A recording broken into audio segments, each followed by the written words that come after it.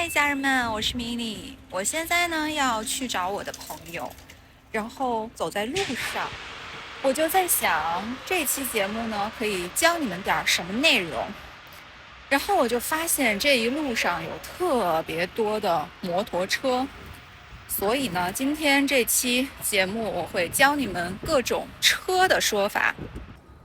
这种车就是摩托车，摩托车。放眼望去，这一条路上全是摩托车呀，你们看到了吗？全是摩托车，还挺壮观的。北京的春天已经来了，天气呢越来越暖和，而且你们看到了吗？到处都在飘柳絮，每年春天都这样，柳絮飘，这种柳絮就特别容易引发过敏性的鼻炎。这里有很多车，我们来看一下。首先，这个大一点的车我们叫做货车，货车。旁边的这些呢，叫做轿车，轿车。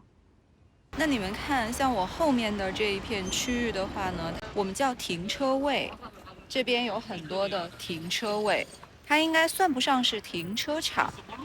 停车场的话，一般都是有管理的，相对封闭的，而且一般都会收费。这个就是免费的停车位，停车位。我真的觉得我过敏越来越严重了，鼻炎，因为现在柳絮飘得太厉害了，满天都是。我出来没有戴口罩，因为想着拍视频嘛，不想戴。你们看这一排的话呢，我们叫做共享单车，共享单车。这后面的开过来的这个我们叫大巴，大巴车，大巴。上面的这个是大巴，下面的这个是共享单车。前面这位老人坐的是轮椅，轮椅。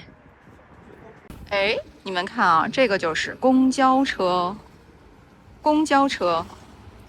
北京的公交车是长这样的，它开得好快呀。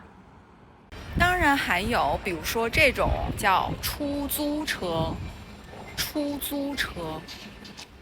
现在马路上跑的出租车并不是很多，因为都是一些私家车，他们自己去连接一些 app，比如说滴滴打车，然后他们自己就可以开自己的车来接客人来赚钱。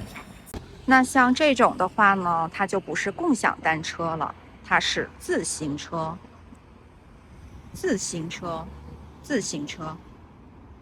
这种车呢，在我们这儿非常常见，它叫做电动三轮车。电动三轮车，这种车一般都是用来送快递的，会比较多。不行了，家人们，这个柳絮实在太多了，我顶不住了。我们今天这期先到这里吧，我现在要赶紧回去了。记得关注、点赞啊，拜拜啦，拜拜。